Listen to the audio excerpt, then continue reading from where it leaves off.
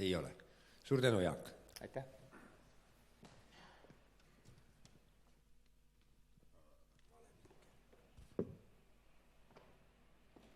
Ja nüüd on mul au kutsuda siia kõnetooli Tartu Ülikooli intellektuaalse omandi dotsent Aleksei Kelli. Palun.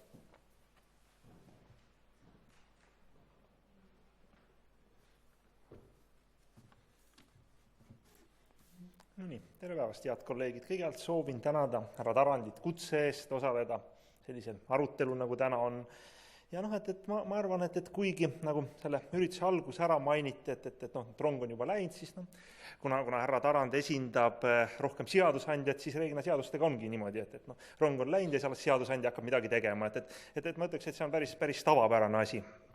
Et pigem oleks imelikult, kui asi oleks vastupidi olnud.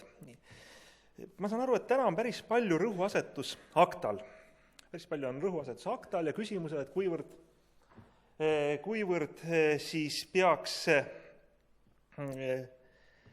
aktat nüüd vastu võtma ja mitte vastu võtma ja kust akta tuleb ja kes on tema loojad. Ja kui ma vaatan Eesti kontekstis, siis minu jaoks on väga selge, kes on, kust kohast akta tuleb.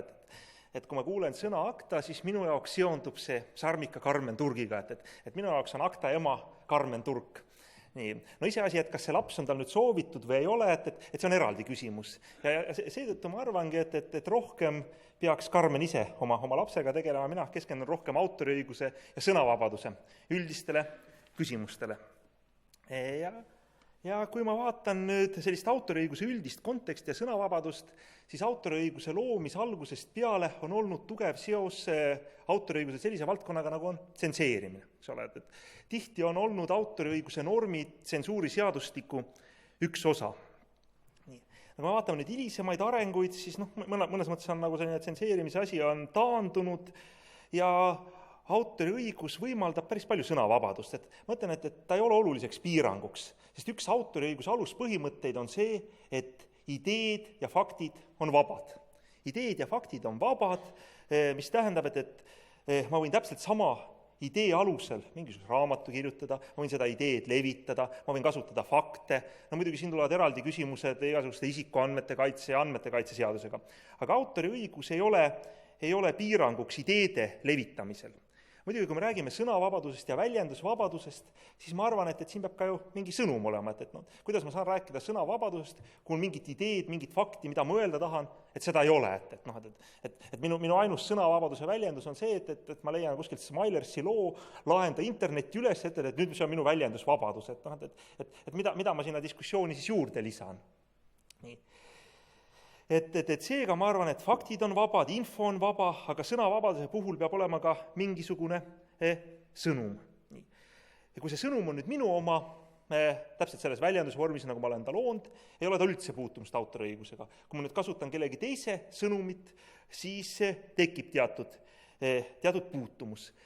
Kui ma selles kontekstis olen nüüd vaadanud Eesti kohtupraktikat, siis ega meil selliseid häid kaasuseid ei ole, kus oleks lahatud autoriõiguse ja sõnavabaduse piire. Et reeglina meie tegelikult autoriõiguse intellektuaalomandi alane praktika on suht lihtsakoeline. Keegi laeb üles, siis ta saab trahvi seal ja tingimisi, kui ta on väga sellisest Robin Hoodilikult meelestatud ja pikalt teeb, siis ta võib-olla on mingi aeg ka vanglas, eks ole, aga reeglina on väga lihtsakoelised kaasused. Üks kaasus muidugi hakkas silma. Ma ei tea, kui te mäletate, mingi aeg tagasi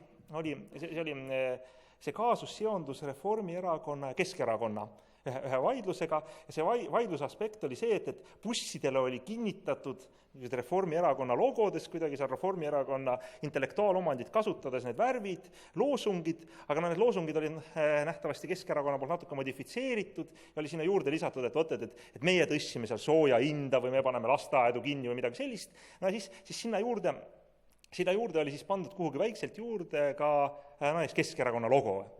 Ma vaatasin, et see asi läks kohtusse ja tegelikult kohtu selline nagu vaidlus ja need põhiküsimused olid suht lihtsakoelised. Et tegemist on autoriõiguse rikkumisega niimoodi, et siin on logos, et logo ei tohi kasutada. Tähendab, et see vaidlus oli selline väga autoriõiguse keskne, see oli nagu üks firma oleks teise kaubamärki rikkunud või sellist teise autoriõigust. Aga no tegelikult oli see päris palju ikkagi sõnavabaduse kaas, ma mõtlen, aga ma ei süüdistaks siin ei hagejat ega ka kohut, ma mõtlen, et kostja oleks ise pidanud seda ütlema, et selles mõttes tsiviilkohtus on pooled võrdsed, aga kostja ütleb, et temal ei olnud aega, tema ei saanud ikka läbi lugeda, ei saanud aru täpselt, siis ma mõtlen, see on tema enda viga. Kui oleks nagu kvaliteetsem see esindus olnud, siis oleks võinud ju tõustatada. No nähtavasti esimese astme kohtus ei oleks see suurt mingisugust vastu ka ei olnud, et oleks ikkagi loetud see autoriõigusseadus ette ära ja ära öeldud, aga oleks Riigikohtusse läinud, ma ei ole kindel, mis see lahend oleks olnud. Nii. Et see on nagu ainus kaasus, mis mulle nagu silma hakanud. Aga kui me nüüd vaatame teisi mehhanisme, sellised autoriõiguslikke mehhanisme, mis on autoriõiguse sees ja kaitsevad sõnavabadust, siis no üks esimesi on ju tsiteerimine. Ma võin tsiteerida teise isiku teoseid ja tsiteerimisõigus ei ole seotud mingilgi määral, no tähendab, et ei ole keeldu, et kui seda tehakse ärilisel eesmärgil, siis tsiteerida ei tohi, et jah, ma tohin küll, ma tohin tsiteerida ärilisel eesmärgil, sest igasugused mingisugused monograafiad, mida kirjutatakse, tsiteeritakse, tehakse ju ärilisel eesmärgil, neid müüakse. Et tsiteerimisel ei ole siin nüüd nii-öelda barjäär, ei ole äriline eesmärk. No tsiteerimisel eeldatakse sellist elementaarset viisakust, mis väljendub selles, et kui sa kedagi tsiteerid, siis sa kasutad tema nime, eks ole, ja ma kujutan ette, et isegi autoriõiguse vastastel ei ole vist selle vastu väga tugevat argumenti, et nüüd, et ei tohiks inimese nime nagu mainida ära, kes on nagu selle loonud, et ma arvan, et ükskõik radikaalsed arvamused on reeglina ikkagi, keegi ei vaidlusta, et nimi võiks juures olla. Et võib muidugi öelda, et kõik on kultuuriga seotud ja arendame edasi, aga kui on ikkagi inimesel originaalne mõte, seda antakse edasi, võiks seda ikkagi temaga seostada. Teine valdkond, mis tagab sõnavabaduse autoriõiguses, on paroodia. Muidugi see paroodia on küllaltki keeruline jälle, sest paroodiat võib kasutada mitmel eesmärgil. Ühel juhul parodeeritakse ja naeruvääristatakse, tehakse nalja nii-öelda selle teose enda üle. Ja teisel juhul kasutatakse seda teost selleks, et millegi muu üle nalja teha. Kui vaadata selliseid kaasuseid, mis on nüüd teistes riikides kald, et ega meil paroodia kaasus suuri ei ole, eks ole, mis meil oli see täna õhtul Leo Põldvä, mingit sellist laadi, aga üks kaasus oleks, millega ma olen tuttunud, oli palju huvitavam, oli Saksamaal kaasus, kus Saksamaa Bundestagi kotkale kujutati, et nende küüniste vahel oli raha. Nii.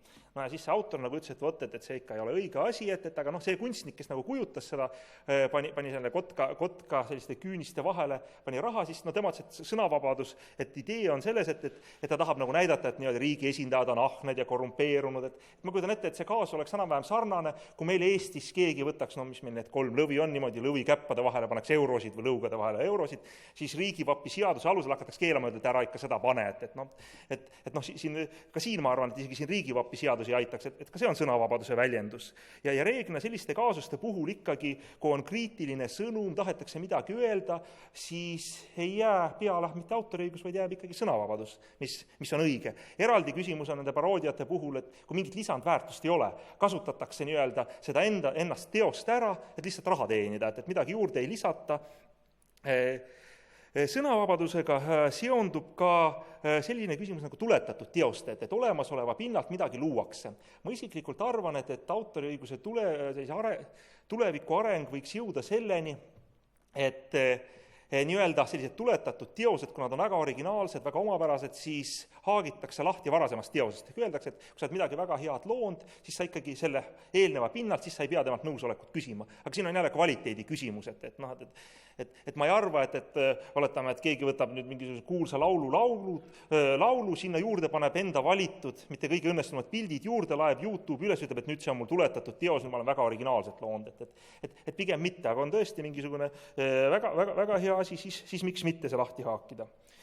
Nii. Ja siis kogu selle jutu kokkuvõtteks, mida ma võin öelda, et ma ei arva, et autoriõigus takistab sõnavabadust, kui need piirangud ei ole autoriõigus seest tulenevad. Et kui ei saa tõesti, et see asi ei lähe tsiteerimise alla, see asi ei lähe mingisuguse paroodia alla, siis alati võib ju ka põhiseadusele tugineda, et ega see põhiseadus nüüd ka kuhugi ei ole kadunud, et on põhiõigused ja kui tekib vaidlus, siis võib ka tugineda. Aga ma arvan, et vast see oma 10 minuti normi ma olen nüüd täis saanud. Aitäh kuulamast!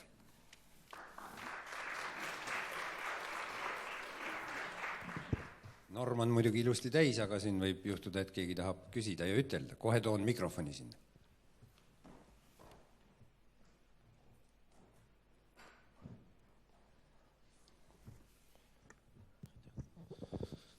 Tervist! Tere!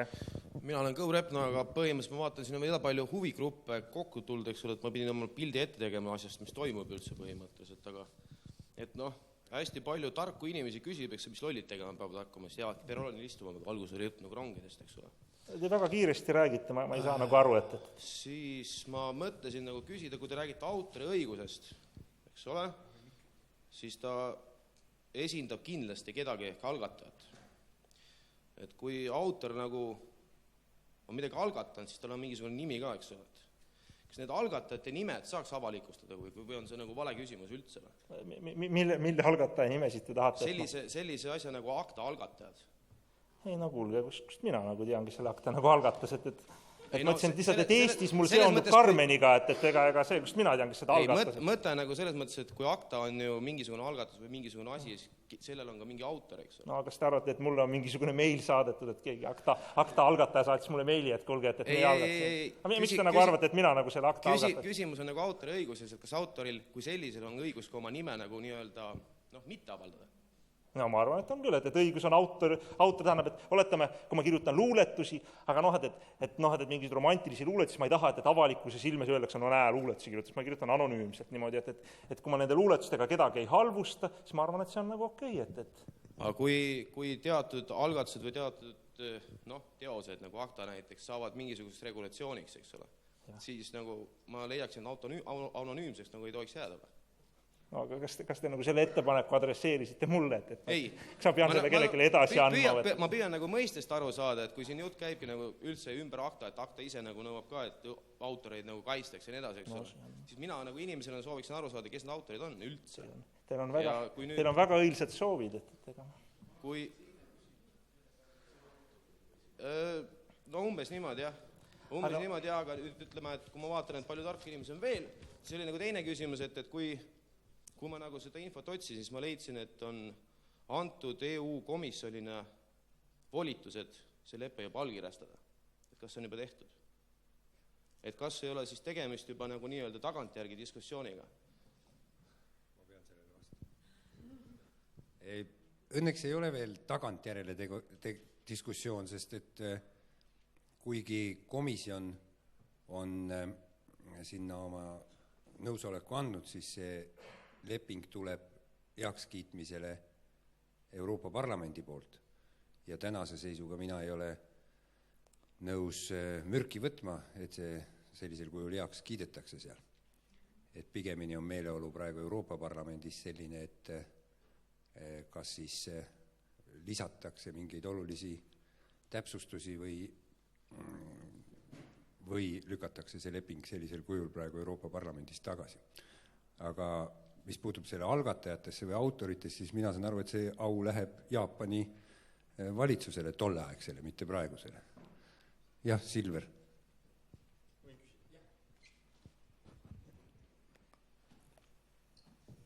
Aitäh ettekande eest ja ma vabandan kõigi eest, kes kiibelevad kohvipausile. Ma tahaks küsida autoriõiguste sobivusele globaliseerumise ja 21. sajandi infoühiskonnaga. Mul on 2 küsimust.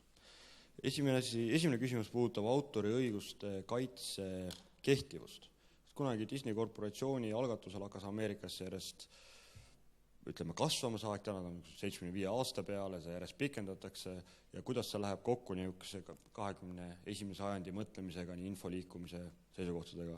Ja teine puudutab autoriõigus ja info saamise vabadus, sõnavabaduse osa.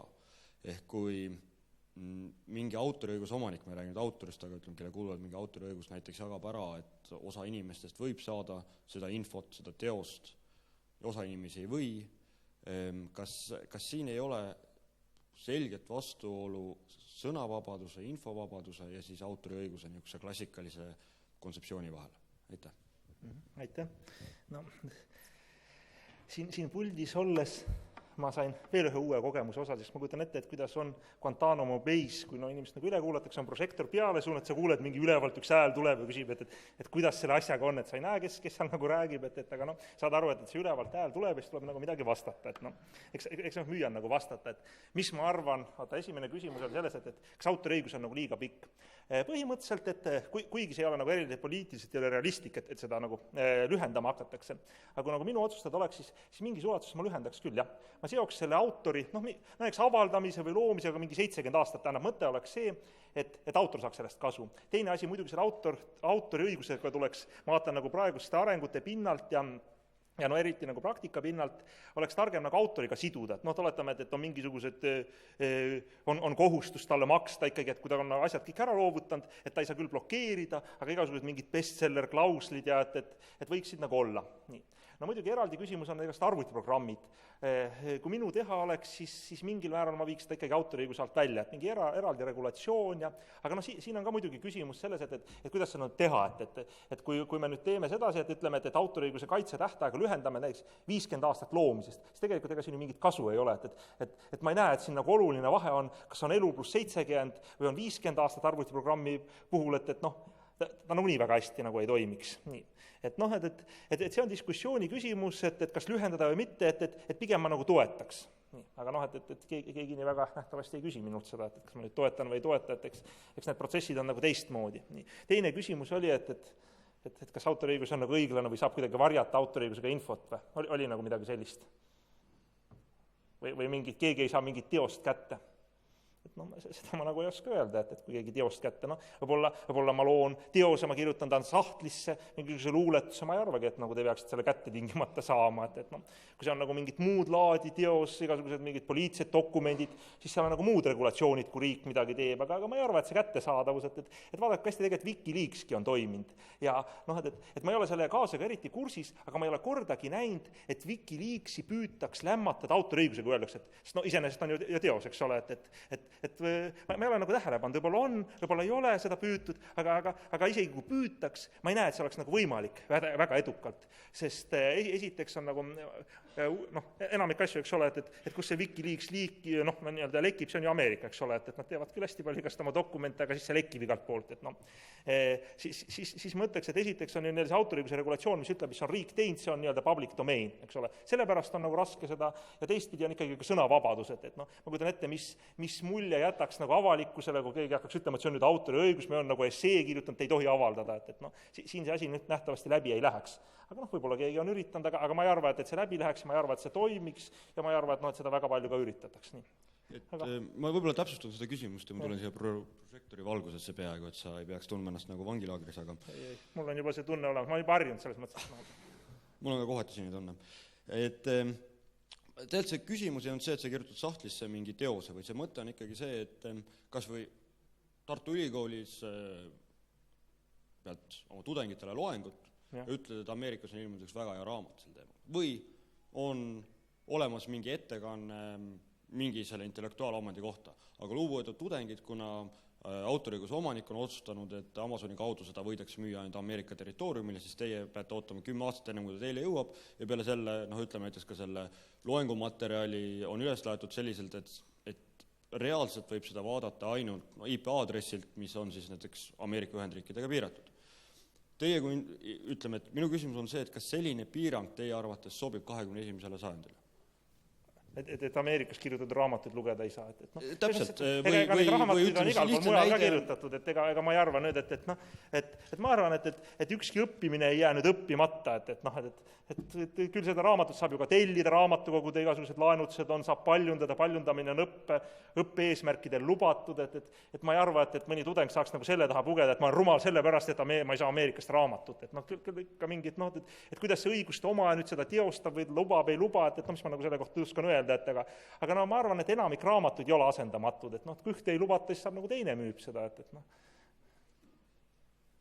Tervist, minu nimi on Priit Sarv ja mul on selline küsimus, et mis te arvate, kas tarkvarapatendid piiravad sõnavabadust või mitte?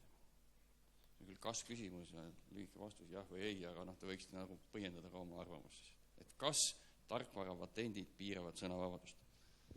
No oleneb, mida te öelda tahate, et selles kontekstis on nagu võimalik vastata, et aga tarkvarapatendid me räägime, selles mõttes, et me oleme nagu diskussioonifoorumi kokku kutsunud ja siis me nagu püüame Ameerika õigust lahata, sest tarkvarapatendid, kui te vaatate Euroopa patendikonventsiooni, siis öeldakse, et tarkvara ei ole patenteeritav, aga no muidugi ta on mingi tehnikaseadme osa, siis ta nagu on, et ma arvan, et see ei ole nagu Euroopa diskussioon, et kas ma nüüd pean nagu vastama nii-öelda, et mis ma arvan, kas ameeriklased peaksid seda patenteerima või ei peaks, et ma ei arva, et nagu mina olen nagu seda kohane vastama, et ma saan aru, et järgmine ettekandja nagunii esindab Ameerika Ühendriigi, eks tema käest küsige, kas see nagu piirab või ei piira, sest et ma ei ole väga põhjalikult sinna teemasse sisse läinud, kas ta nüüd peaks olema patenteeritav või ei peaks, see on ka selline diskussiooni arengu küsimus, kas ta niimoodi jääb või mis see areng on, et ega mina nagu ette ei näe kõike, et kui ma läheks ette, siis ma tegeleks paljude enamate asjadega, kui teile siia rääkima tuleks, Nii, ja nüüd veel 2 küsimust Guantanamo Bay'sse ja siis läheme järgmise ettekande juurde. Priit Rasvel, SEB Pank, põhitöökoht, erinevates kõrgkoolides õppejõud ka. Et see osalise kättesaadavuse küsimus tekitas mus niisuguse tahtmise natukene seda ühel teine rakurss juurde anda. Et raamatutega on üks asi, jah, aga kui me võtame DVD-d, mis on jagatud regioonidesse ja ma näiteks elan 10 aastat USA-s, ostan seal kogu see DVD-sid kokku, mul on kollektsioon ja nüüd ma kogun Eestisse, ma olen teises regioonis. Tegelikult ma oleks nagu automaatselt piraat. Ma peaksin viskama sellega oma kollektsiooni minema või? No kui te Ameerikast tulete, siis võtate oma Ameerika DVD-mängija kaasa, vaatate selle ära ja... Kuidas see regioonide värk käib? Tähendab, see on niisugune, ütleme, see on veidi triviaalne lähenemine. Sellepärast, et on erinevad levialad, on erinevad väljastamise ajad, see tähendab näiteks, et mingisuguses piirkonnas antakse enne välja ja teisest pärast ja näiteks kui ma tulen siia regiooni seda asja vaatama, siis põhimõtteliselt ma olen rikkunud levitamisseadusi. Ma ei oleks nii kindel, et selles mõttes ta on nagu, siin on jälle see õiguste ammendumise doktriin siin alt, aga et ma saan nagu õiguste omadest ka aru, et nende eesmärk ongi turge jagada, nende eesmärk ongi kasumit teenida, et eks ole, et kui te mingid DVD-d vaadata ei saa, mis ma ikka nagu öelda oskan, et saab nagu... Nojah, aga mina teile ei ole tõesti seda DVD-d müünud, et kui te nagu osite, te teate, et need regioonid on, te teate, et sedasi nagu jagatakse, et see on võimalik nagu sisutootjatele teha mingisugune ettepanek, saadate e-kirja näiteks, räägite, et kui te tahaksite väga vaadata seda filmi, et mis mina nagu teile öelda oskan. Nii, kas... Jah, palun. Mul on üks küsimus, kus on... Ma ei taha küll niimoodi rünnata, aga seal on kirjutatud autoriõiguse komisjoni liige. Et kas see on see komisjon, mis tegutses Kultuuriministeeriumi all ja mille kohta on viimane aruanne aastast 1997? No siis ta oli veel enne minu aega, et Tartu Ülikooli esindajana kaasati mind oli vist 2009. Et ta nüüd on jälle ellu ärganud, see komisjon? Ei, nüüd ta kingiti Justiitsministeeriumile. Aha, selge. Aga Justiitsministeerium teeb nüüd kõik endast olenevat see asi nagu toimima jälle panna, et see on nagu nii-öelda kolimisjärgus. Et ei teki enam 10 aastast pausi vahepeal. Ma ei tea, et ega see ei ole välistatud. Aitäh teile. Ministeeriumite vahel võib tekkida pikemaidki pausi, ma olen tähele. Peeter Mõtsküla olen mina. Ja Aleksei, sa rääkisid sellest, et kui tarbijal on teose kasutamisega probleem, et siis ta võiks kirjutada näiteks sellele õiguste omanikule e-kirja. Eesti kehtiva seaduse järgi, kui mina kultuuritarbijana ei saa teostada oma autoriõiguse seaduse paragrahvist 18 tulenevat õigust teha endale õiguspäraselt omandatud teosest varukoopiaid, sellepärast, et see teos on kaitstud tehnilise kaitsemeetmega, siis on see sama soovitus, et ma võin pöörduda õiguste omaniku poole, loota, et ma Disney Corporationilt mingisuguse vastuse saan, on pehmelt öeldes triviaalne. Aga kuna sa oled ka selle sama õiguste komisjoni liige, siis seadus näeb ette mulle õiguse pöörduda selle komisjoni poole. Kuidas komisjon sellises olukorras, kui mul on tõepoolest mingi DRM-iga ära piiratud teos, kuidas komisjon mind reaalselt aitab? kuidas sind komisjon reaalselt aitab. Esiteks ma olen seal komisjonis ikkagi Tartu Ülikooli esindaja, et ma ei ole nagu sellega väga tihedalt kokku puutunud, kuidas see reaalne menetlus käib, et ma ei ole kindel, kui väga on nagu pöördutudki sellega, sest ma saan aru, et on igasugused ajakirja artiklid, mis räägivad pikalt-laialt, kuidas nagu sellest digitaalsest mingitest lukkudest mööda minna, et nähtavasti see on üks põhjus, miks ei ole nagu pöördutud. Aga ma ei kujuta ette, kuidas see menetlus käib, et kas võetakse õiguste omajaga ühendust, öeldakse, et sa pead nagu, et kuidas see on nagu korraldatud, ma ei oska öelda, et võib-olla sina oskad kindlasti paremini, kui sa oled nagu proovinud Disneydele kirjutada, et minul ei ole nagu sellist asja läbidult teha. Ma arvan, et te võite kahekesi proovida siis praktikas, et kuidas see käib ja saame teada. Aga veel kord aitäh, dotsent Kelly!